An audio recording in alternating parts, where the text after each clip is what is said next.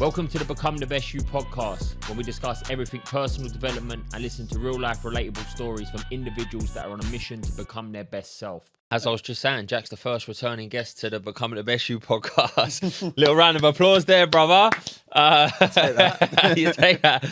Mate, listen, so much has happened since we've done our last podcast, but so much has happened for yourself over just the last, I would say year. When did we do the podcast? I was trying to work that out as well. So it was August 2024. 2024. So So it's been a while. Yeah, it has been a while. And lots. 14, 15 months. Yeah, lots gone on since then. One of the biggest things, well, before this one was the 100 mile that you done. Yeah. But now we've just done, 5 marathons in 24 hours? 24 hours, yeah. Just done 24-hour track run. So, I mean, I was thinking about that as well. 100 miles, we were talking about what that would be like. Since then, we've both done our 100-mile race. We've both done 100 miles. Yeah.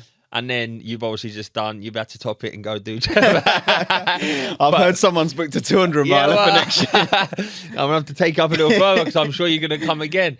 No, but listen, even if we just dive back on your whole running journey, just a brief cutback. You know, when we first started working together, probably, I don't know what it was, 3 years ago. Was it 3 years ago? A couple of years? 4 years ago, right? What was you running? 10K a week? Yeah, so I was looking back at some of the things that we'd spoken about at that time, some of the notes that we'd set, and it was literally 10K a week. I was still playing football, so there was a kind of like a reason that I was running less, but I'd go out for 5-10Ks, and that feels like such a long distance when you're starting to run. It's a massive amount to be running, and you're trying to, think, how can I run longer than that? Like 10K feels like a lot, and then you kind of have to build that process of building up. But yeah, at the beginning, that's all it. Isn't it amazing that you've done, like, we can break down the stages, and I think it will be good, because why it's so powerful to see the stages is because if anyone looks at the Instagram and sees that you've run 100 mile or 5 marathons, 24 hours, you must think, oh, that guy's just a natural runner. I was having a conversation this week actually with someone, and he was talking about his struggles with running, and I was like, mate, like,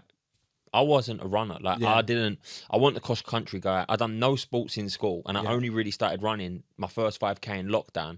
And I've been able to do the accomplishments that I've done. And if some people just look at what I've done or what you've done, they might think, oh, they've always been that way, or they've always been natural good runners, right? You weren't that, as you've just said. You was doing 10K a week. And what was the progression that come after the 10K? I remember it was more of a belief thing for you. You was like, 100%. to see where you've come in my mind's amazing, because I remember when you was doing 10Ks and it was like, I don't know if it was like, should I do a half marathon? Then it was like, can I do the marathon? You might remember better than me, but where was it at that time? Yeah, it's definitely a belief thing. I think that's what with the running is a massive part of your journey, is actually the mindset, psychological side. So compared to lifting in the gym, which I was doing a lot of like sort of strength training, playing football, I think there's a huge mindset element to those things as well. But definitely with the running, you're doing it by yourself, right? It's a solo journey a lot of the time. There's things that can help, like community runs, being around your friends and running with them, linking up and doing those kind of things. But a lot of it is you against you and doing that yourself, taking yourself on those runs. So I think initially it was a belief thing of, oh, well, I don't know if I can sign up to that. And when I started with you, we focused quite a lot of that on the runs and the running goals. So it was essentially, can I get a place in London Marathon and do that as the first one, so that I've got a goal to tick off? But there was also doing 24 kilometres every day for 7 days. That was a kind of goal for the Samaritans thing. And I think it was you that said to me, like, you can do that. So you need to actually just basically say you're going to do it and tell yourself that's the dates you're doing it and start that plan. Yeah. And I think for a long time, I would deliberate a lot of those decisions, coming from maybe sort of areas of like self-doubt, not putting myself in a position where I believed I could do it, not having the self-belief to actually be like, I could go and do that. So I wasn't telling myself I could do it. I needed someone like you initially to say to me, you can do that, to believe in me to actually go and think I could do it. Was it always like, because a lot of people do this, they're like, I'm not fit enough to do that yet, or I'm not good enough to do that yet, or I'm not strong enough to do that yet. But I'm like the opposite. I'm like, book the goal, and as long as it's not like tomorrow, you know what I mean? Like, just not like, right, I want to run 24 kilometers or a marathon. I want to run a marathon, but let's do it next week. No, if you're just starting out, like 16 weeks is enough time to prepare for a marathon. I believe no matter where you're at, like, I believe even if you're just starting, in 16 weeks time, if you fully commit, you can do a marathon, right? But I think a lot of people postpone because they're like, oh, I'm going to start training first and then I'm going to book the race, where I'm more like, book the race and you will become the person that you want to be up to where you want to go. Yeah. You know what I mean? Yeah, 100%. And that's been, I think, a massive thing with all of the runs. So it's like you said with the Instagram. I think if someone looked at my Instagram and looked at a random video of me finishing 24-hour run, then you're like, oh, maybe he has always done that, or he's just been, he's been running for years and that's just built up. And actually, it's like with all of these events, I've signed up to them before I'm ready. So before I'm physically ready, 100%, but before I'm mentally ready as well. Yes, 100%. And that came from the initial one that's why I've always said like the hardest runs are those ones I've done at the beginning. Some of the 10Ks or half marathons where I didn't have the self-belief at all. Yes. So it took you telling me you can go and do this, like sign up to it. Did that originally. That would have been 2023. I did the London Marathon. So that was the first one. So talking like 2.5 years ago. Signed up to it. But then with all of the others, like I've had the self-belief to think I'll find a way to make this happen, but I have signed up to it way before I'm ready to do it, right? I'm sure you found the same with the 100 miles. Like I had no idea what to expect basically until I was there on the day. That's when that clicked and I was like, well, now I realise what I've signed up to. The start with anything's the hardest, I believe. And I think at the start, even if you don't believe in yourself, you have to be courageous enough to do it. And that just means if you feel fearful or you're doubting yourself, you don't believe in yourself, like you've got no belief, just be courageous enough to do it. And if you get through that first couple of hurdles, then you build self-belief and it's like, oh shit, I can do it. So the most courageous thing you might do might be that 10K, then it might be the half marathon. But after you chip that away, you're like, you know what? The marathon does scare me a little bit, but now I've got a little bit of belief behind me. You know what I mean? Like I remember when I was about to when I booked the 100 mile, even though it was so far away, it didn't feel as hard. It didn't feel as far away when I first started doing my first half marathon. Does that make sense? Yeah. Because like I've already built a lot of evidence that like I've done a sub-3 hour marathon. I've run 50 kilometer. I've done all these things. So in my mind, I'm like, it's very far away, but I've kind of been here before. But the most one of the most courageous decisions I ever made was like signing to my first half marathon. That was like, fucking imagine like at there for me. But then you do it a few times and you build up that belief to say, you know what, I can do this next thing. And I'm like, even if I don't believe in myself to do it, I believe I'll figure it out. That's something that helps me. Like, do I know exactly what I'm doing? No. Do I believe that I'll be able to figure it out along the way? Commit and go all in. 100%. And when you choose to make those decisions for what you are signing up to or what you're working towards, you're essentially building and like reinforcing that identity. So once you've done that half marathon, you have become the person that can go and do that. It maybe does feel a little bit less of a reach to then book the marathon and work towards it. It doesn't take anything away from how hard that overall process is, but each time you're becoming the person that can go and run a marathon, can go and run a half marathon. And I think that's really important. And then even like you say, the idea of having that courage. So I guess 3 things, I use mantras a lot to kind of help me with just reframing my own mindset, pushing me forwards, like changing my, reframing my thoughts and stuff. And I use the 3 C's a lot. So like courage, confidence and capability. So if I'm making one of those decisions, if I'm being my most courageous, confident, capable self, like I need to decide what am I signing up to and just get it booked in. And then I know what I've got to do in that process. There's obviously a lot of like planning that comes into that and stuff, right? That's part of the journey. But if you doubt yourself, what allows you to build your confidence? Meaning when you went to commit to whether it's the 100 mile or this recent one, was there doubt involved? Was there fear? Was you thinking, is this possible? Yeah, 100%. And like, I mean, so to take the most recent one, it was a 24-hour track run in Battersea. So essentially you're going around the athletics track for 24 hours. That's the way they set it up. Most exciting thing they do is every 6 hours they blow a horn and you've got to like change direction. So you change direction about 6 times through the race. That's the kind of most extravagant thing. Other than that, you're on a 400-meter track, same views, same sort of setting. I hadn't been on a track until the day I was running it. The last time I think I've been on a track was probably Sporters Day in school. So I hadn't been on an athletics track. That was the side that I maybe, some people would have gone and trained on a track and done an 8-hour run on a track to know what that feels like, just to look at the same views, not to be moving somewhere different. All my training had been the training I enjoy most, which was on the trails. So yeah, absolutely. There was a lot of like self-doubt. Am I capable? Can I do this? Is this the right thing for me? How am I going to get on?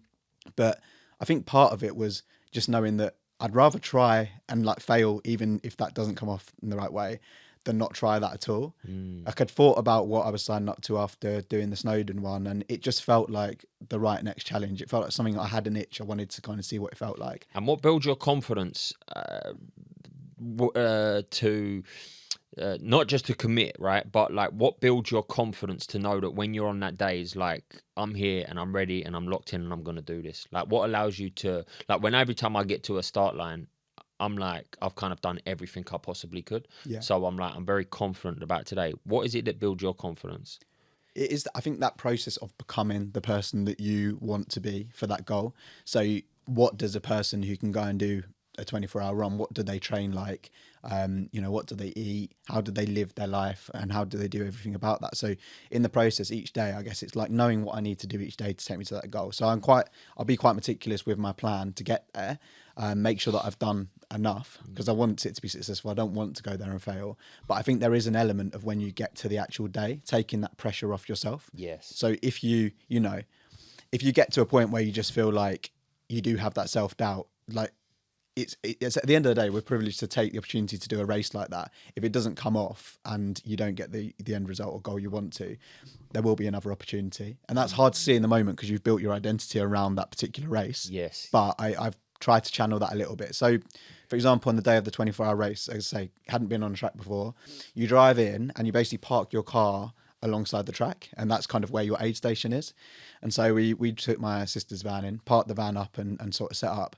And then I sort of deeped that I've not been on a track before. I'm about to do this for 24 hours. Like, I don't know how this is going to go. And so I just took a minute to try and go back to like what I was doing daily before that helped. So I literally walked around the track, just one time round, didn't listen to any music, just sort of deep breathing, almost like trying to get into a bit of meditative state, like what I've been doing to practice that. I'd been thinking about what it would feel like and trying to visualize it. So just take myself around and try and calm my nervous system down, get into a good place to start. And things like that really help, I think, just grounding yourself in the moment. Yeah, for sure. Just before that, did you say that even if you committed but you didn't succeed, it's okay?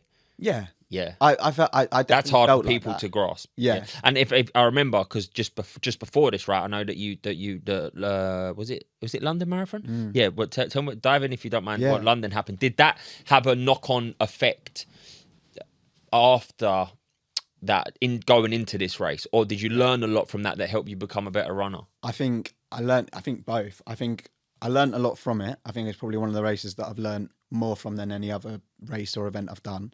And we'll kind of say a little bit about what happened. But at the same time, I think there was also a huge mental knock-on effect of like, I had some serious doubts in myself and my ability to do things. So I guess London Marathon, managed to get a place through Samaritans again, who I'd kind of done a lot of volunteering with. So I did it with them in 2023, went and watched in 2024 and was like, oh, I'd love to do London again, because 2023 was a little bit injured. It was first ever marathon, and I just knew that I wanted to go and give it another go. I mean, it's such a good one to do. Got a place in 2025 and then had obviously it was a really warm day. Like, I don't honestly know to this day like what happened and why it went so badly, but basically at 38 kilometers, I just remember waking up in one of the St. John's ambulance tents, and you was on for a sub 3, right? So when I came, you was on for a sub 3. I remember there. I think. I was trying to catch you, and I was like, mate, he must be going so fast because he's gone past me somewhere, and I couldn't find you. And then it was just like, you just said 38 for ages, and it's just like it was just paused there for. I was like, what the fuck's going on? Yeah, mate, I don't think, I mean, you couldn't find me. I obviously didn't even know where I was or what was going on. So 38 kilometers was where the tent was. So you're like 4 kilometers away. But I don't remember, the last thing I remember was being at 30 kilometers. Someone from my work, her and her mum were volunteering and as the marshals, and they were at Canary Wharf Way around there. And the last thing I remember was seeing her mum, like, briefly sort of like waving as I went past. And then I just don't remember how I got from 30 kilometers to 38. That's all I remember is waking up in the tent. And so I'd hate to like look back at a video of it because I was obviously in a pretty rough way. But they basically took my temperature and everything, and my body temp was at 41.7 degrees. So I mean, at 42 degrees, you're comatized, and 43, you're dead. So crazy. It was not a good situation, and I don't know why it had gone so high, went so badly. I was taking all the things I'd normally do, electrolytes, etc. But yeah, it wasn't in a good way. And I think at the time I came off, I was definitely on for sub 3, but I would have been around the 2:50, and it just, like, obviously the time just then went up and up and up. But yeah, so that was kind of like a big hit to, you know, psychologically, I hadn't expected that to happen, hadn't even crossed my mind that it could happen. So it's hard then to go into the other events and think, oh, you know, how am I going to manage this? I couldn't finish that marathon. Yeah, did it? Yeah. Oh, yeah, that's what I'm saying. Did it start playing in your mind, thinking, "Oh, I didn't"? And obviously, by the way, that weren't necessarily directly you. You know what I mean? I know you was going for a sub 3 or even less than that, and it weren't like you didn't make it or you just pulled up short because you're not capable. Yeah. It was an external factor. You know what I mean? You got, I don't know, it was heat stroke or whatever it could have been, and that wiped you out. So did that help a little bit? Yeah, knowing like 100%. I mean, I say like I don't really know what happened. Like absolutely, what did happen is I got heat stroke. My body was way too hot, and essentially, when you get heat stroke like that, your mind stops. You know, your mind stops working. You're not functioning, and so for that 8 kilometers, I don't remember. I couldn't take anything in. So like ultimately, and I do know what happened, but I don't know why it went so badly that day, and why I dealt with it. But that's what I mean when I say I guess I've learned a lot from it. Like it absolutely knocked my confidence, and I spent a good week or so like really sitting with it and struggling to know, well, how am I going to, I honestly had this thought in my head. I was like, you know, can I go and run again distances that long? Because they'd kind of said, you really need to be careful. If this has happened once, you're susceptible to it happening again. And I was like, what does that mean? Yeah. No, like, and by the way, you've done 100 miles before this, though. You've done a 100-mile race before this. So it's crazy the fact that you can do a 100-mile run. Obviously, go to do a sub 3 hour marathon, it not go your way, and then even start doubting yourself. Yeah. Am I capable to run fucking long distance? And that's what I think about. The mind is so crazy. Yeah, it's so crazy. You literally like, you can do all this stuff. And, you know, it's not like you have this sense in your head when you're training for like the 100 miles. Oh, once I've done that, I'll be able to tell myself this stuff all the time. You know, I can bring it doesn't stick, man. That's what I said. When did I say this? I said it this week. I said, like, with discipline and things like that, you have to maintain it over and over and over again. Like, I've not been able to run the last 10 days, except for the last couple of days, injured, right? And then like even just getting myself out to do like the first 5K felt like, oh, I can't bother fucking doing this. Oh, this is hard, running around about. This is 5 kilometers, bro. Like, but even a few months ago, there were stages when I was trying to run and I was running around the block and just kind of stopping and like, oh, I can't be fucking bothered. And it's like, you can go so far backwards at times, you know what I mean? If you don't stay on top of it and maintain it and keep pushing and 100%. Keep progressing, like you can easily fall back into, this wasn't your case, by the way, but if you allow your mind to take over you can easily doubt yourself, go back, forget about everything that you've done, and just fucking, I've been there, man, just in that sort of doubt in place, achieving all these great things and actually still like, is it possible for me to do these things? Like, it's crazy. And I think I tried to say that to you the other day as well, right? Like, if you think about that 100 miles you did, it's not even a year ago, but then you have a week of not being able to run because of an injury and you're making the right decision to take a week out, do some other sort of training. But wow, like your mindset can just drop. It's like, I've never run before. And that's why it's so hard to get back into it. Yeah. So I guess that's why we love running, because every 100 mile can it can feel like a fucking 100 mile. A 10K can feel like a 50K. 50K, that 60K, we done that. That felt like a breeze. Yeah. But then there's a 5K that will feel like a 60K. Yeah. No, exactly. You know what I mean? And that's part of, that's part of it. Part and parcel of the 100%. And I had a lot of that coming out of the London. With London, it literally did take me physically at least a week and a half to recover after that as well, to get my body right. And I remember 2 weeks after, I think it was 2 weeks today, I then went out and just did a marathon by myself.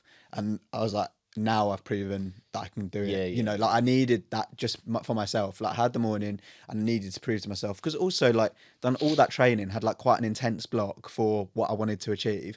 Didn't come off on the day. And then like 2 weeks later, I was like, I want that training to go to some use. I want to prove to myself that I could have done that.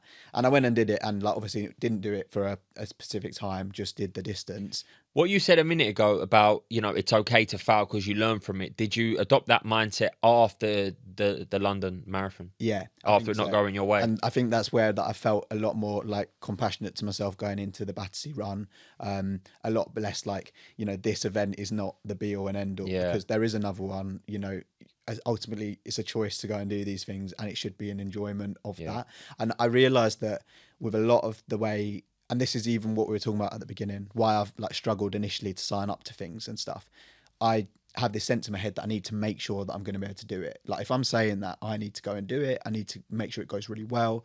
You know, I need to do all the prep and stuff. And I've always had that. So even when I was younger, especially with like OCD and stuff, playing football, there'll be this self-doubt that would creep in. And sometimes before a game, I'd be sick just from anxiety around like whether I could go and do what I felt I needed to do. And I think there's this whole like performance element. And essentially with London, a lot of what I got wrong was I went into it putting so much pressure on myself because I wanted to go and get that time. Yeah. You know, it meant so much to me. I literally blocked off so many things in my life and focused on doing really well with the time. And like, it didn't come off. And I think on the day I was putting a lot of pressure on myself from that. I even set off way too fast, faster than I needed to, because I thought I had it in me. And I feel I actually did have it in me, but because of the mindset, it wasn't there. And not just that pressure, that stress, that worry, that anxiety, all compounded with heat, could have been the problem and the cause of what could have potentially happened. You know what I mean? And that's where I was able to take the biggest lesson. I said it, I think, to some of the boys in the community the other day with like, if you get a marathon and the weather's not great and you can't get the time you expected or the time you actually deserve, because you've put that training in, and that's what you do deserve. Like, you can go and do it on the day if you've done that work.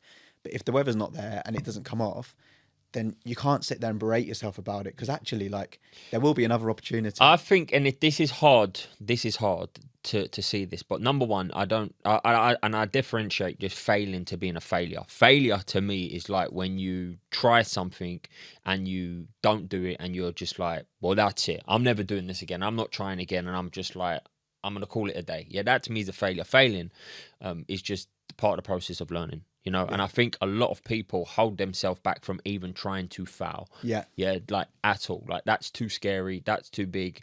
Well, if I do it and it doesn't work out, I'm just not going to take action at all. Yeah, and I'm like the opposite. I'm just like, I don't even really care if I fail. Like, I actually do not care if I fail. Like, even when it's 200 mile, when I thought about doing it, it was like loads of doubts. Well, even I've done 100 mile, different level. Are you capable? All of them thoughts come in, and I thought, because I'm hearing all that, I need to commit to it. Right. Mm-hmm. The only way that I'm going to feel confident and proud of myself is if I execute on the training aspect of it 100%. Yeah. That will best set me up for the day. On that day, or 3 days, or whatever it's going to take me, not day, there's so many variables that can happen. Even when I'm talking to the coach and I'm like, what's the game plan for the 3 days? He's like, there is no game plan. Like, you've never done it before. So, like, I can't tell you how long to sleep. Like, obviously, we need to take care of your nutrition. We need to take care of your feet. Make sure you're good. You need to be crewed well. But there is no game plan. Like, you just need to go and do what you can do. Yeah. Now, I'm going to train, and I have been training the best of my ability towards this race. And it's good that you've got the big goal, because when you've got the big goals, like, everything counts. When I'm in the gym, I've been following a program, and it's like, this is so small, but it's even like, there's 6 minutes of, you know, like side planks, like dips, but it's like at the end of the session with something else, and it's like 3 minutes one side, 3 minutes. They're so long, and every time I get to them, my mind's like, another 6 minutes plus that's like an extra 10 minutes. I don't want to do it, but I'm like, I have to do this because that's me committing 100%, and that's me strengthening my body. And this 6 minutes on today is not a lot, but let's look at that every week now for the next X amount of months to get there. Does that make sense? Like, you're missing, I don't know, fucking hours of strengthening and core training compounding over time. So I know if I execute on the best of my ability when I get there, I can only do what I'm going to do. Now, if I get there on the day or the days and it doesn't go my way, I've never done it before, like, I'm probably going to be a little bit disappointed, but at least I know I've given it my fucking all. Yeah. And if it doesn't go my way, I can then learn from it, grow, develop, and I'll just come back again. Yeah. Like, I'll just come back again, armed with new tools, new insights, because at the end of the day, you can only give your best, and your best is going to be different at other times. My best this time might not allow me to succeed. Yeah. But when I look back, I can learn the lessons, and then a new best version of me goes again. Yeah. And I'm gonna grow. And that is that reframe. Like, everything you've done in the process of training, when you take the 200 miles, doing those steps, it doesn't just fade away. Like, it's not like you've not done that work. No, so when you then go into it again and reset that goal, if it's the goal you want to take, the only way I feel disappointed with myself, like, and that's why I'm sure you shouldn't feel disappointed in your marathon, is because I know that on your training you executed to the best of you. You know what I mean?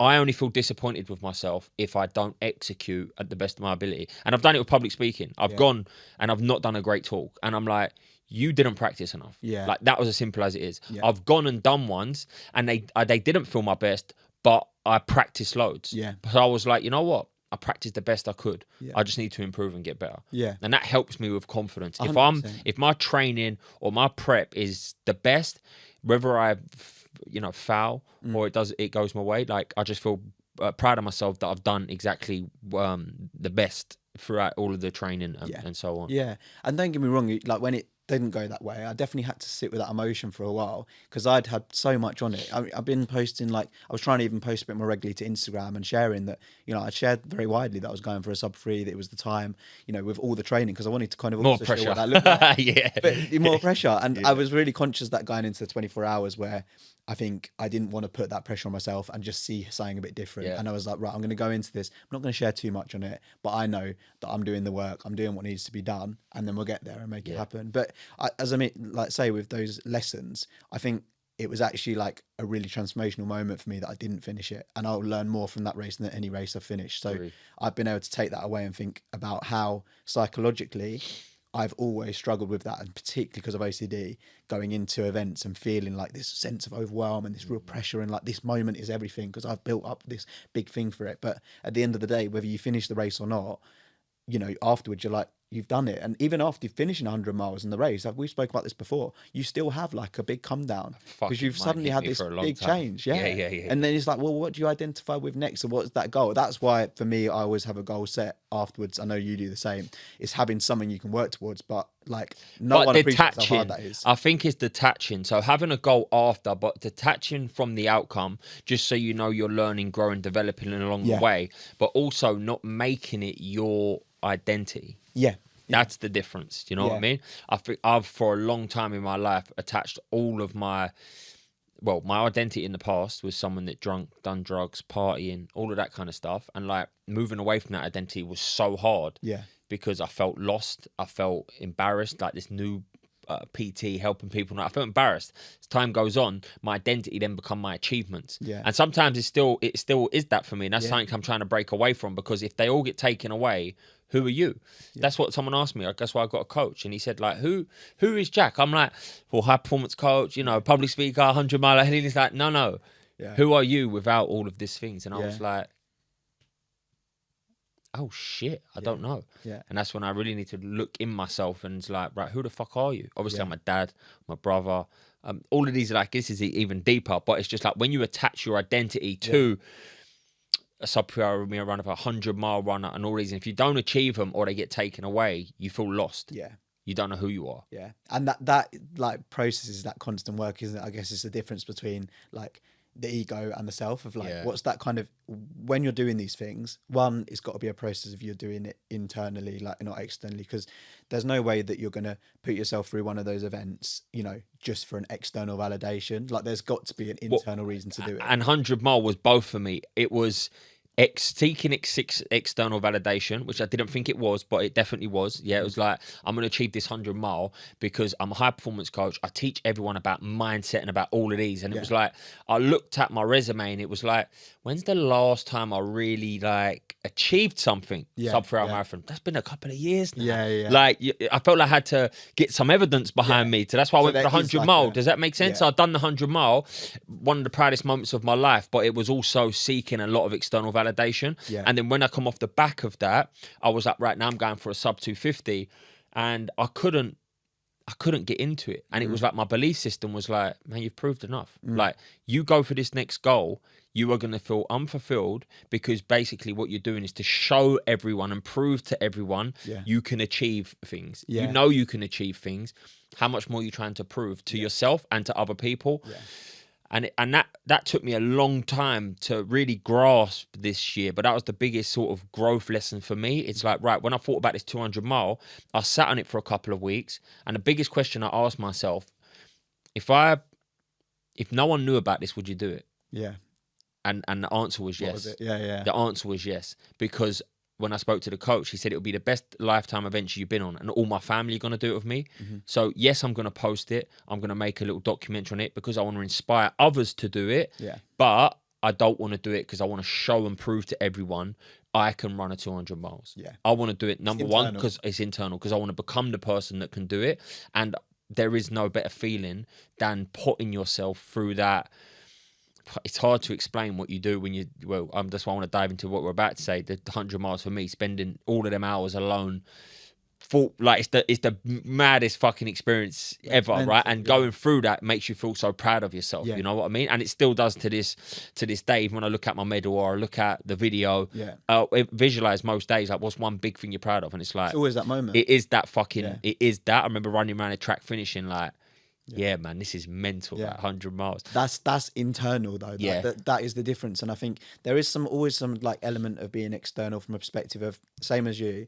I'd love to inspire. They have an external side. I'd love to inspire more people to do longer distance running, get into ultra running. I think it's a totally different sport from running a race in a marathon or a half marathon. I think there's something real like that psychological like mental push and what you're dealing with and working with your mind. And so I'd love to kind of like inspire people, but there's no way that I'm running through the night by myself, like in the mountains, without having an internal driver. Yeah, you need it. And it's that to sort of push. Well, because otherwise, what you're going to do, you are going to cross that finish line, and you're not going to get the feeling that you expected. Yeah. What I mean by that is like, or when it dies down, it's gone. Yeah. What do I mean by that? You wanted validation from everyone. You finish. You don't feel proud of yourself. Not everyone's validated the way that you thought they was going to validate you, or they do at the moment, and then it dies off a week later, and then you're kind of like. Oh shit! What have I done this for? Yeah. So mine did have a sense of both. It was like I wanted to external validate, but very, very.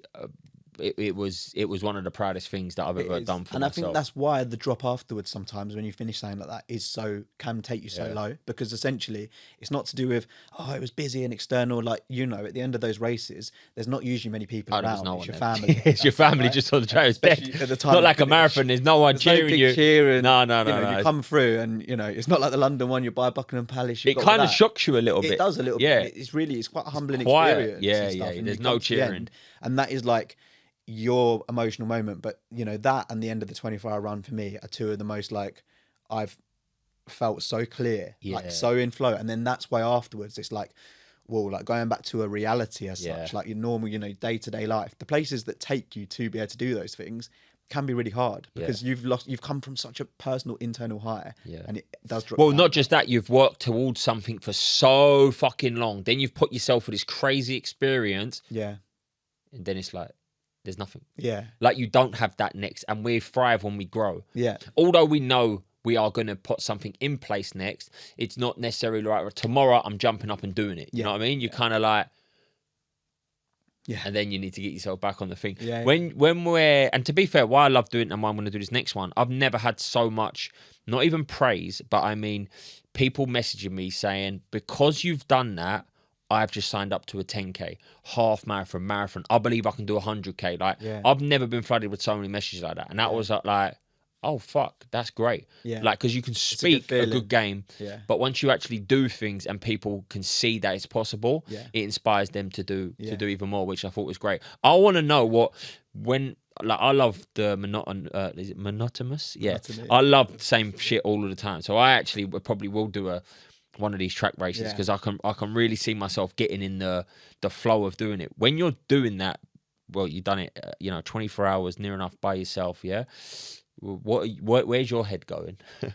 I mean, like that's why I wanted to do it, because Snowdon took 34.5 hours, so like I'd known what it felt like to be out for that distance through the night. And Snowdon as well, with the Chester one, but you're on a trail, race over a distance. You spend so much of that time alone, and you spend so much of the time in the dark on trails that you don't really know. I didn't have a clue where I was. I see you said the other day, like at the end of Chester, your watch died. Basically, you got to the end because you followed someone, you found the way, right? Luckily, there was someone there. Yeah. Otherwise, you're in the middle of nowhere and you're following this little line on your watch and like it's buzzing. You're like, I'm off track. And 30 hours in, you're panicking. That's where I was when I think I was 93 miles in. I've gone off track, and then I've pulled myself and a kilometer that far in is like a fucking long kilometer. You got to come back and do another kilometer, and then the watch died, and I was in the middle of a field, pitch black, loads of cows around me, and I was like, where do I go? Luckily, I see some torches coming. At that point, you just want the cow to take you out. Anyway, I was just like, fucking, what is going on? Thankfully, people rescued me, but exactly the same. Different experience. Like, different experience. And still would say, like, Snowdon, I'd came off the back of that and I was like, wow, that was probably one of the, if not the hardest thing I'll do for the next few, for next few years. I'm sure there's other ideas of where I want to take that, but it was really really difficult. And so I saw the track run. I was like, I want to give that a go, because there's something about being in the same spot. I think from a few elements, I guess, the monotony of running around a track multiple times, sort of changing direction, but doing that for 24 hours. You also have your aid station as such, like on the side of the track. So one of the harder things that I hadn't anticipated was how hard it is to like consistently run past them. You're running past, your aid station, the food, a place to sit and have a rest if you need it. Like, you're running past that every minute and a half. It's so hard. And did you have a crew with you?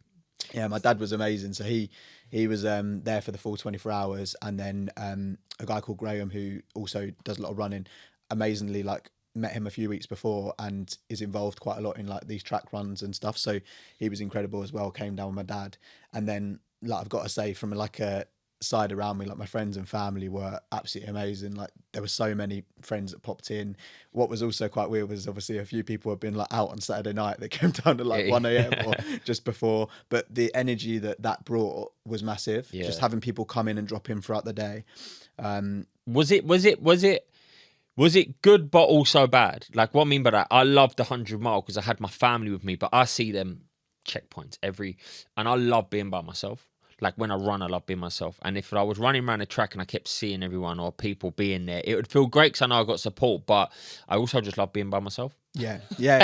So, like, did you feel like you wanted to stop more than you needed to stop, have conversations, chat? Like, did it take you out your flow, your zone? Or was it like really, like, it was great that they were there? Like both. Like, I wouldn't. It meant so much, like, to have that support. And bless them, like, they're sitting me watching me run around a little track. Like, it's not an exciting one to watch. Yeah. And like, they made some amazing signs, trying to like make it really cheery. And 100%, we had like the people that came down brought the best energy, even compared to like everyone else that was there. There were some really good people. It was a nice sort of community. But I'm very much like, on those longer runs, I really like that time by myself as well. And if I find someone that I'm running similar pace with, which does sometimes happen, even though there's big gaps between people, I'll always take time to like run with them for a little bit and talk to them, because for me, you can cover so many miles just having a chat with someone. And so I was finding myself doing that a little bit in the track run. One of the guys who is incredible, we ran together for about 6 hours, and this was going into the evening, so it was probably from like 6 p.m. nearly to like 11:30 at night on the Saturday. We were just running together, and one thing they do is you're meant to run around the inside of the track, the innermost lane, and if you're overtaken, then you stay on the innermost lane and people move out your way to do that.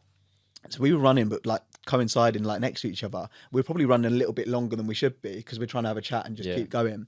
And so we made a decision, like, where we were like, we need to just take our own lane now and keep running.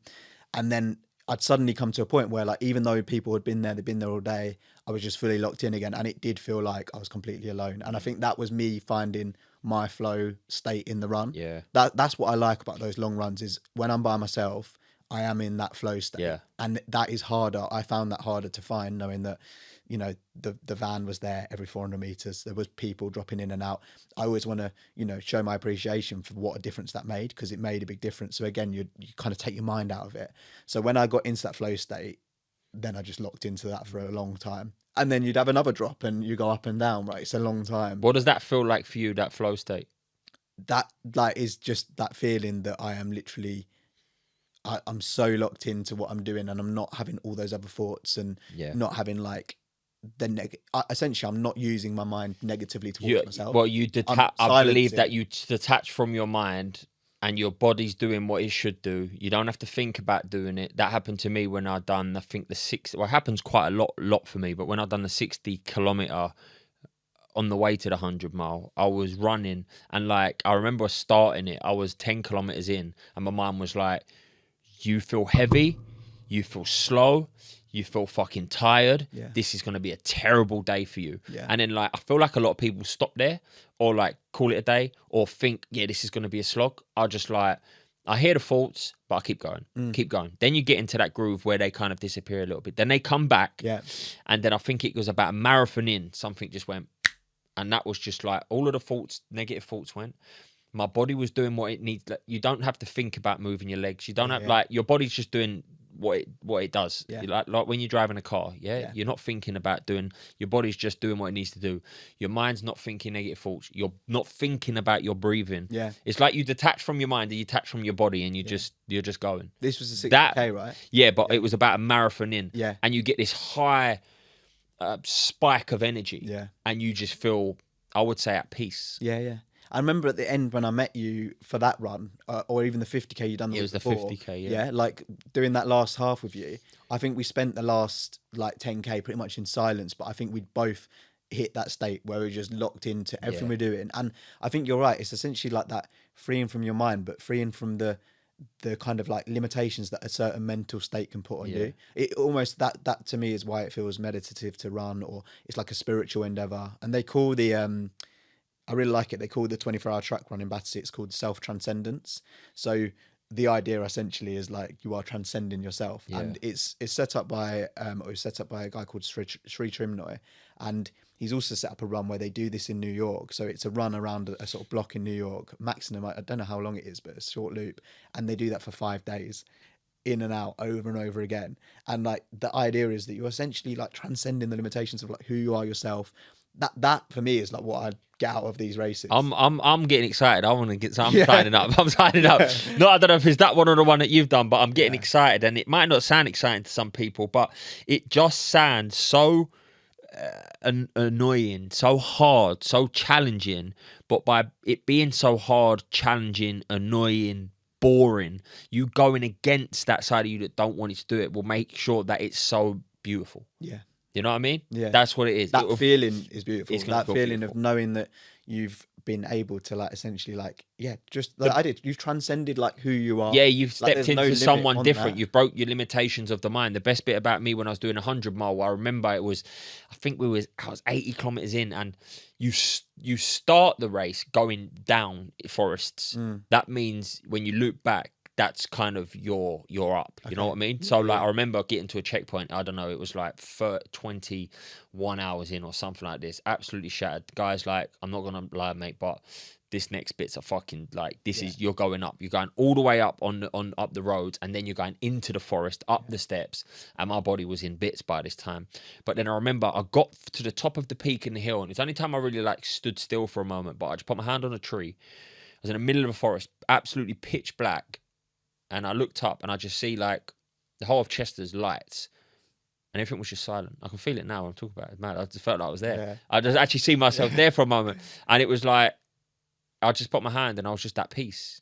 I could hear nothing in the forest, maybe like just some fucking animals. Just everything just went still, silent. And then I just got that energy again, and I was like, right, this is why I do it. And that moment weren't long, but it was enough that it made the whole experience worth it, you know. Oh, mate, it's mental. It's like meditation. That's why I meditate so much, because I love feeling these. It's like you're at peace. Yeah. My mind thinks all the time. I very overanalyze everything. Right, think so much. Like, and it is chaos sometimes. But when you get them moments, you're like, this is what I do. Exactly what I do. Yeah. And I always say that. We've both said this to each other before, but I'd hate to put someone in my mind the amount that's going on, and like you know, it's so busy sometimes, like there's so much happening, it's like hard to calm it down. This is the thing that does it for me. So I know, you know, it can look a lot and it's like, oh, is it a bit over the top? But like, God, it is the thing that helps me. Even like you saying about that moment, like they are emotional moments. I have so many little parts of Snowdon I remember so deeply, and I constantly think back to, and one of them is like that. I remember it was the last aid station, and I'd been, you know, at this point I'd been going for I think 30 hours, had like 4 hours probably to get to the end. I'd literally just got lost, had no idea where I was absolutely soaked, came into the aid station dripping, got changed. I was like, right, I've got about 10 miles left for the last bit now, need to go out and just do it. And I remember sort of coming out, I left the aid station without even filling up my water because head was not there. Came out, found a little shop, got a Lucozade, got a water, and then just went into the forest. I was like, 10 miles I've got in here, and just standing there and being like, I need to get my head in that place to go and do this. When I got that, like, it ended up being like my splits at the end for the last 5K rapid. Fast. Like my Yeah, fastest. yeah, it's You crazy. how Yeah. going into it, that you can't plan for that. I would have never Nah. appreciated that my fastest splits would have been at the end of 100 miles, Yeah. 34 hours in compared to the beginning. But oh my God, I was locked in. Locked in. I wasn't even. Body does something different. Yeah. All of the pains go. That's happened to me. Yeah. It was like, because it was a bit of road, and my dad said that they was tracking me, and then they went, we better get a move on. Yeah. Jack's, he's fucking picked up some pace here. And I Yeah. remember I come out an aid station, it was road, and I was like, this. I'm there now. I'm Yeah. like, this is, and this weren't right towards the end, but it was 3/4, and I was like, I ain't seen road in a little while. Yeah. I can now road. Yeah, yeah. And I just went, poof, Yeah. and I just took off. Yeah. And it's like when you're standing by the tree, it's like, Yeah. it's emotional. Like Yeah. I don't get upset much in my daily life. I'm not very good at like showing that emotion or talking about it, even though I like people to come and talk to me about it. I'm not very good at actually saying it myself, and I always try and work on that, trying to own up to it more. But like in those moments, like I was feeling so emotional, and I just remember sitting there getting like upset, and then just being like, shit, like this is it now, like that last bit, and really pushing it. And that was slightly different with the track run to the 100 miles, like, you know, covering that distance, you see your pace go up and down, you're climbing the mountain, like you're going to go a lot slower. But yeah, there was moments where they sent me messages. They were like, well, I got to one aid station, they weren't there, they were at the pub. It was like the first day. I was like, oh, you coming? And my mum was like, oh, we've not actually had a chance to get there. Yeah. I was like, all right, I'll see you at the next See you one. later. Yeah, thanks, by the way. But then they were at every single one after that. And, you know, the people that help with these things, that's also a huge part of it. Like you say about the 200 miles, you're going to do that with your family. It's a family endeavor. Like, you know, I'm sure you found the same with your dad and family and Kath and stuff, and everyone that's there. Like, God, it literally helps you to keep going. But you have those solo moments. So that was a bit different between a track run, seeing people all the time, and then doing this. What one did you prefer, Snowdon or the track run? Snowdon was significantly harder.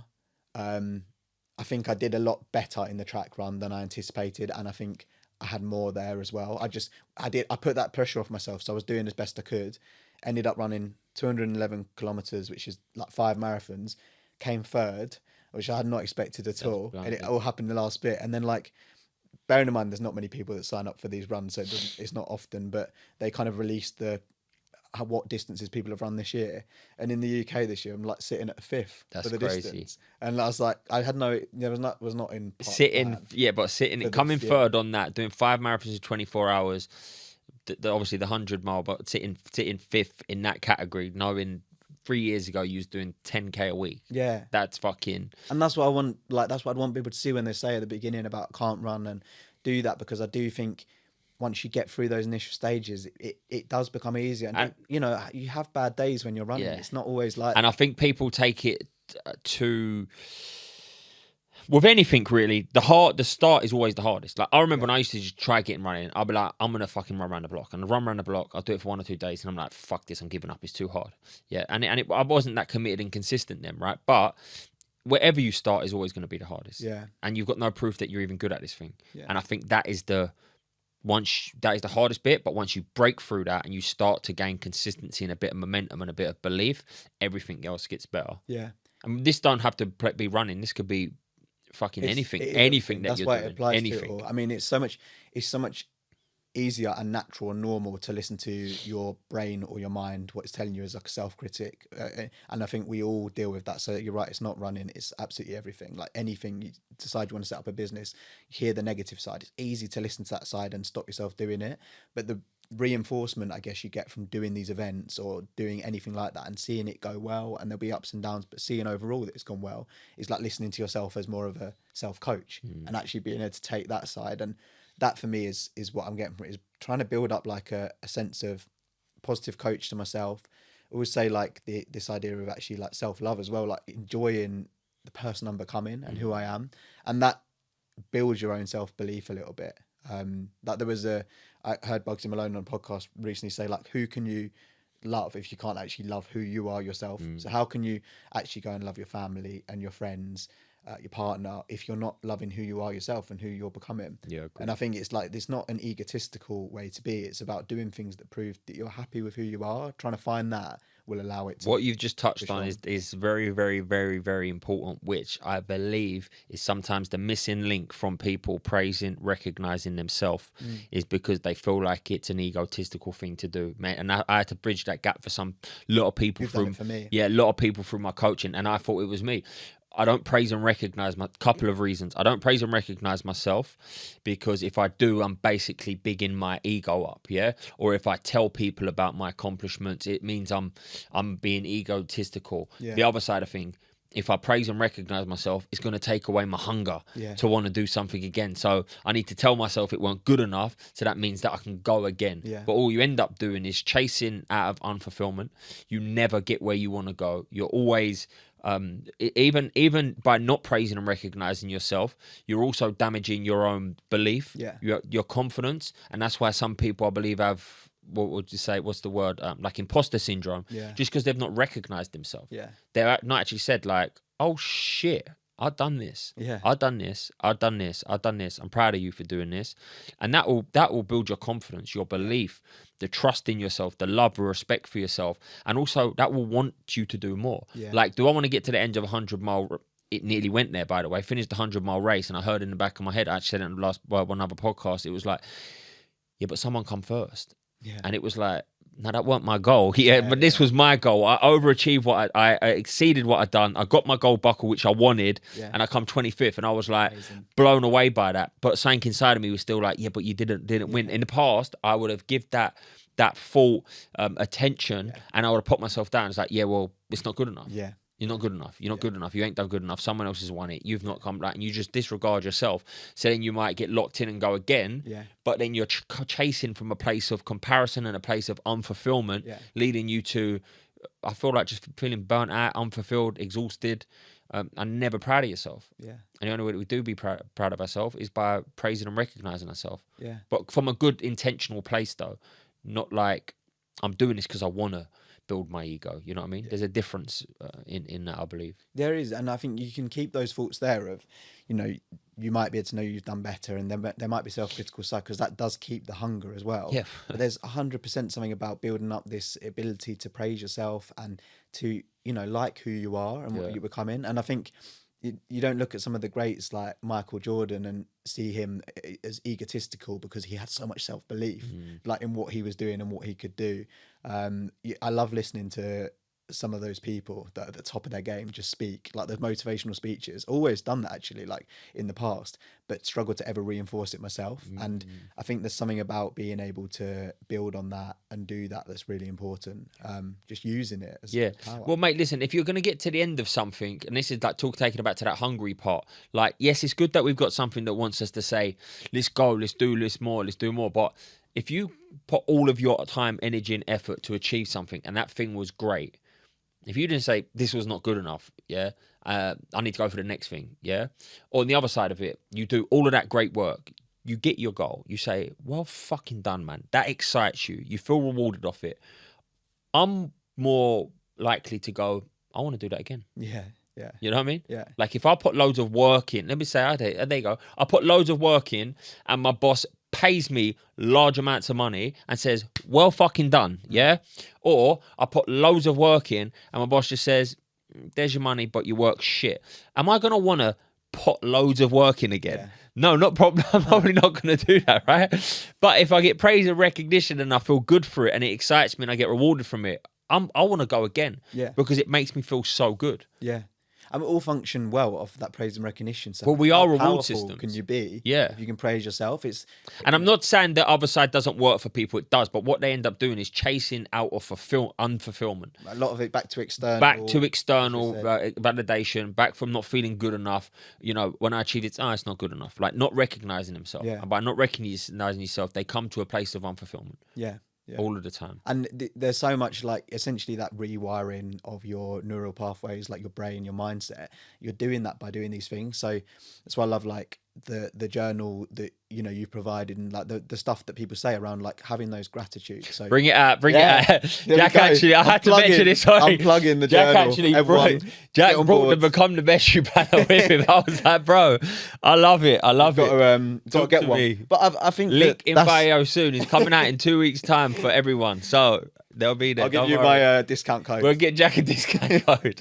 But I do think there's something about celebrating your gratitudes and your wins. So I think you're doing that. I mean, there's loads of studies now about like what recognizing gratitude can do for you, like neural pathways literally being rewired.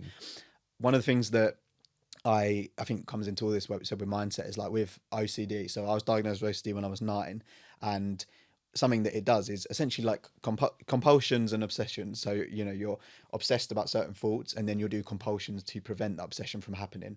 Particularly when I was younger, I dealt with that a lot, had a lot of CBT therapy to help me deal with it. But I guess like what I thought about as I've got older is every time I'm getting those thoughts about something going wrong and it's my fault, or about, you know, something being a bad person, which is what it can tell you, and it kind of like gives you all these negative critical things. Had it like, this morning. Exactly right. That is literally like your brain is rewiring as per those thoughts all the time. So when it's becoming so conditioned, it is going to take a lot of work and a lot of different things, a lot of internal reflective work to make sure that you're not getting those conditioned thoughts that you've been building for so many years. I was diagnosed with that when I was 9, and I'm sure it was going on before that. So like by the time I started working with you, 23, I think like it's taken me years, and it will take years to rebuild that. But in the last 3 years, I've come so far from where I was, and my life is way better and way different than I ever expected it could be, because I had those conditioned thinking. And I think it's like using the gratitude, using the wins, just the daily discipline of doing that stuff with journaling really can help to rewire those thoughts. And you know, I guess that's what it all comes into. And that's a lot of mine. That's a lot of the work that I've been doing, is really conditioning myself to focus on praise, recognition, this is my biggest breakthrough this year, because I was always fucking hard on myself because I felt like I let myself down for so long. But then even when I was doing great in life, it was still the same stuff. You're fucking shit. You're useless. You can do better. And same thing. I didn't get diagnosed with it, but when I went to the doctors, they got me to fill questionnaires, forms, spoke to the people, therapy, and then they said, you're.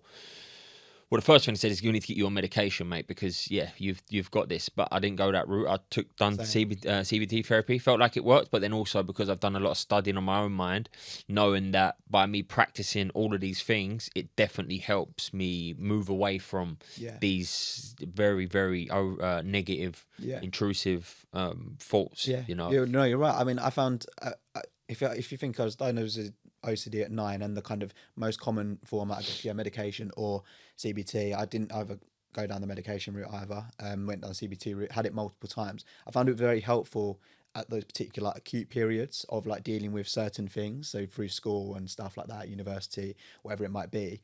But actually, is what I found really particularly helpful is this work that I'm doing internally with other stuff, other types of therapy, but also just like the work that we've done. I've always said has been like transformational from my identity, who I am. And that's where it's a constant process, always doing that, trying to understand who I am myself. But like that, I found has been the biggest thing for me. What's really helped me is meditation, because it allows me to understand my thoughts, understanding that I'm not the thoughts that go in my mind, practicing regular gratitude, practicing regular counting my wins, what I'm proud of and stuff like that. And then also eliminating anything that allows negative intrusive thoughts to enter, meaning drink. The reason why I felt like even when I used to drink, my come downs would be so bad. Yes, I fucking hammered it home with the drugs and everything, but regardless, that mine was so bad because my negative intrusive thoughts were just extreme. Or even when I was doing drink and drugs, because I felt like I'd let myself down, it made it worse for me to basically self-abuse and self-sabotage.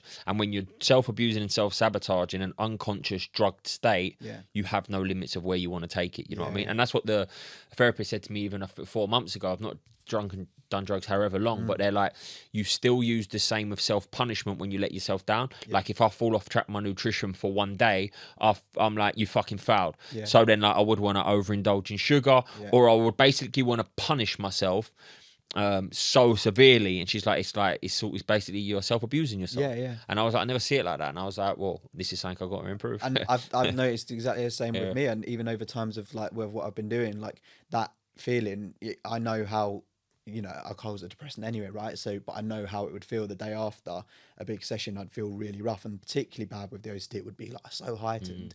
But like even from the other perspective now, like if I did like self-abuse through like what I've eaten, I've gone off track today, so I'm just gonna make it even worse now. I might as well start again tomorrow or start again on Monday.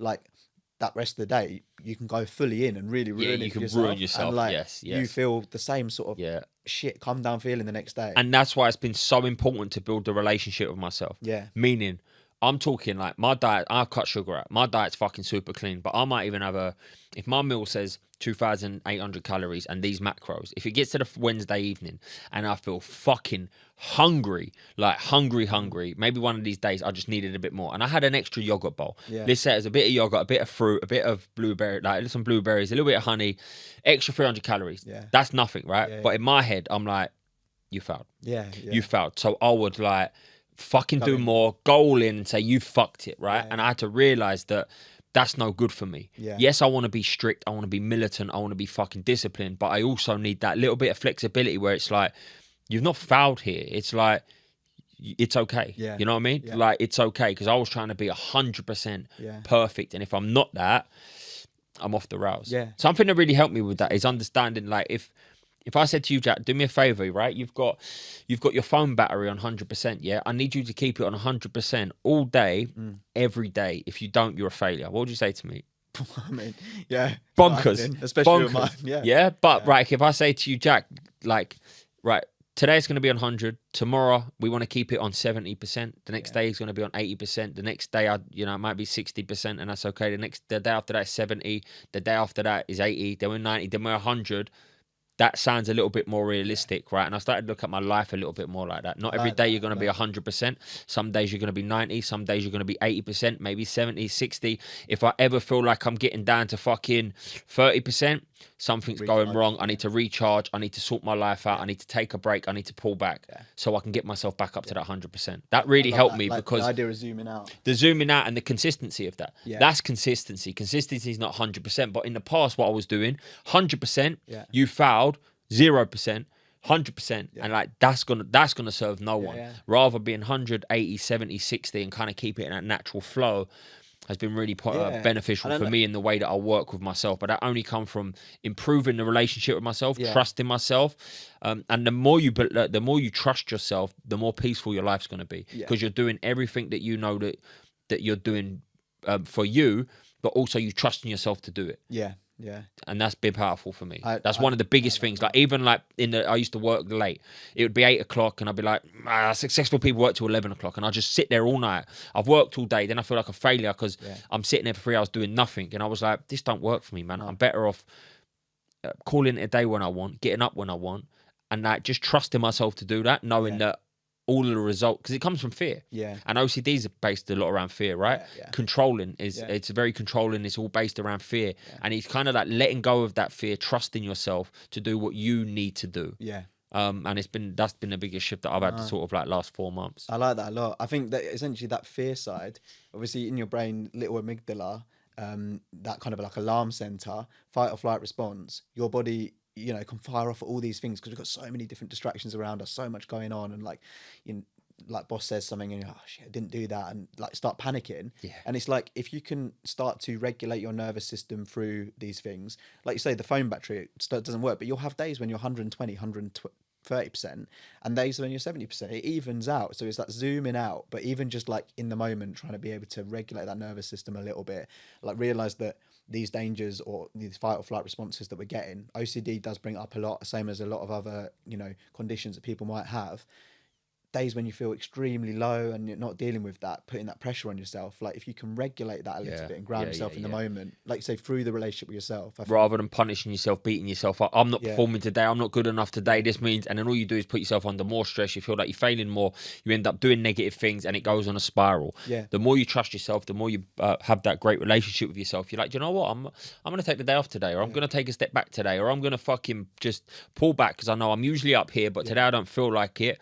And this is no means by me saying you're having a bad day, just like everything cancels. Like I'm good at showing up on bad days, and like I'm sure you are with yourself, but even with running, like good or bad one, you get the shit done. But there's also days in life where it's like your mental and physical capacity can't deal with what you usually do. And if you trust yourself more, you're going to be able to take a step back, allow yourself to recharge, so you can get yourself pushing and progressing at your best again. You know exactly. what I mean? And I think you have to learn to just see that as the overall process and take that time back for yourself. Like the relationship with yourself is longer than any relationship you're going to have with anyone else in your life. And I think if you can, there's a moment, isn't there, sometimes where you get to a point of like, I'm tired of living in that way and doing everything I'm doing. It's not working for me, and I have one life to make it what I want to do. Like, I'm not gonna worry about the fear of what people think of me from doing this, because I'm here once to do this. This is the only life I know, and Powerful. depending on your beliefs, that's what you've got. So And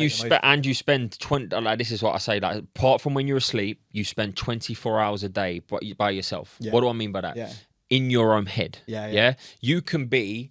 I've been there before. I've laid down with my girlfriend in bed. Yeah, like I'm laying next to someone who loves me, and I've heard I'm laying there, but I'm just in my head. Yeah, down, anxious, worried, fearful, putting myself down, beating myself up. She knows nothing because I'm not expressing it, so I'm just beating myself up in my head. So you could be in people's company, but still be in the darkest place ever.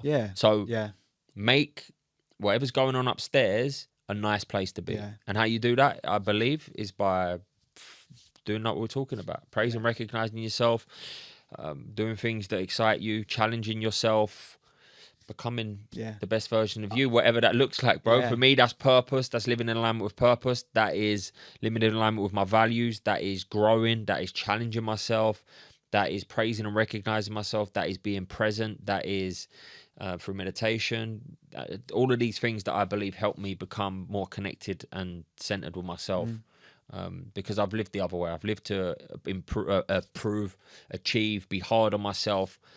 And mate, it don't stop. Yeah, I think that's such a key point of like how you can find yourself in those positions, surrounded by people, and like externally you're put on a front or a facade to pretend things are okay. And do this a lot as men, not speaking to each other, but for everyone. Like, yes, you might be more predisposed to those low feelings through certain conditions or things that you deal with, but being in your own head and pretending everything's okay on the outside, or using something as a coping mechanism because you're scared of what might be on the other side of that. And I guess if you can like learn in the process to find that, and that self-responsibility of essentially like no one is going to change that for you.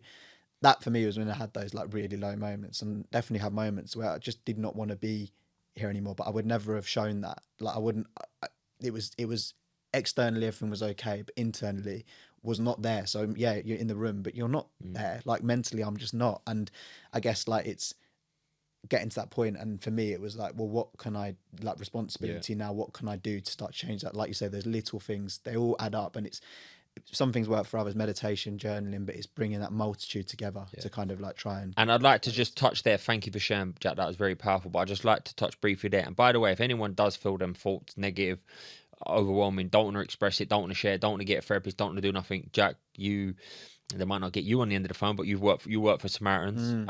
You take plenty of calls with people ringing up, discussing these types of things, and even expressing these types of things has been very beneficial for me too, with a therapist. I know you work for Samaritans and have done a lot of great work for them, but like if anyone, I'll let you take on that. Like if anyone does, feel any type of way, there is places that you can go speak to people to express these things rather than keeping them bottled up. Because as soon as you let them out and someone tells you like, these are not really crazy thoughts, but you think they're crazy, it fucking helps. Exactly. And there's Samaritans have like a number of ways of speaking to them as well. There's also like text services and stuff, and you can do an online chat, but sometimes it's actually being able to voice and speak about what's just going on.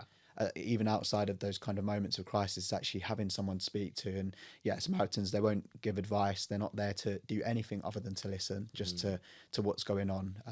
Sometimes that's all you need. That's really important, is knowing as well sometimes that someone can listen who isn't involved in your life and has no idea who you are. And I've never actually called them, but started volunteering with them after times where I had felt really low, and I kind of look back sometimes and I'm like, wow, like I wonder what it would have been like if I just given that call because that's a call, is a one sort of part of your life when maybe you need it and stuff. And there's some amazing people that are there, so it's a good place to know about. Love it. I think just letting it out sometimes, just letting it out, have a discussion. Like even today's been therapeutic, just chatting and letting things out. Is, not everyone gets the opportunity to do these types of things, right? And I don't know if it's changed since the last time we spoke, but a final question before we wrap up, bro, is what does becoming the best you mean to you? I can't remember your last time you said, but it might have changed. Tell me. I think I definitely know and feel what it is now, and I think it kind of relates to a lot of what we're speaking about. So might have to cut and edit the old one, but I guess like for me, it's knowing who I want to be in the future, and being able to do the work every day to work towards that. So having a real sense and vision of like what that person is, who am I going to be in 5 years? Like I do sit down, I visualize it, I meditate on it. I know who I want to be, where I want to be, and what I want to be doing. And I think part of that process is, you actually spoke about it on a podcast with one of your clients, Connor, is like eudaimonia. So Ross Edgley, I first heard him speak about it on a podcast, but it's this Greek philosophic and psychological idea of like human flourishing. So not sort of seeking hedonistic pleasure, but actually like human flourishing. So like each time you're doing things, pursuing these changes, pursuing stuff, it's hard. Like you've got to have courage to do that, but you are becoming the person that you want to be in the process. With all these events, like I've been able to become the person that can go and do them. Love it. Same as you have with your massive achievements, and like as so many people share in the group and stuff, but you are becoming the person you want to be, that you've set out there, that you know where you can reach. So, and that person will always change, evolve, and adapt. So don't get too attached to yeah, being one person, yeah, because you're always going to become someone and greater. it's limitless as well, right? Like limitless potential. That is as Everyone's got that. cringy and as cheesy as it sounds, and people are like, what are you on about? It is enjoying the process. Yeah, but it is Enjoy limitless the process. potential, because how have you know, in the past, you weren't able to do those things, and then you find a way to do that. So we can all share that together and like push each other. Powerful. That's massive. I just want to, are you 26? No, 27. 27. 28 now. No, because a minute ago you said 23 and you said 3 years, and I was like, is he only 26? When was it? 24? I don't know, but even 28, Jack, Yeah, to see how far you've come, you know, where we first started was, you was what, 25, 24, to see how far you've come in a short space of time, where your head's at now, where you're heading, what you've achieved has been amazing to see, bro. I mean, I want to say thank you, because I looked at, so I brought a book out the other day because did think about coming on here, and one of the books was the first notebook I wrote down in before your journal. Before that, just a book where I wrote down some of the notes from our first session. It was on values, and one of the things I said in there was, I am the person that can go and run a marathon, and I'm the person that can go and run 24 kilometers for 7 days. Wrote that in like the December we started working together, when we was running 10Ks. That all happened that year. You did the last one of that 24-kilometer run with you as well. We did it in Battersea Park. Like, that changed my life. But since then, as I say earlier on, like I've become someone that I didn't even believe I could become, and that came from you having self-belief in me and my process. It's allowed me to build that. So love that, bro. I'm very grateful. Great work, man.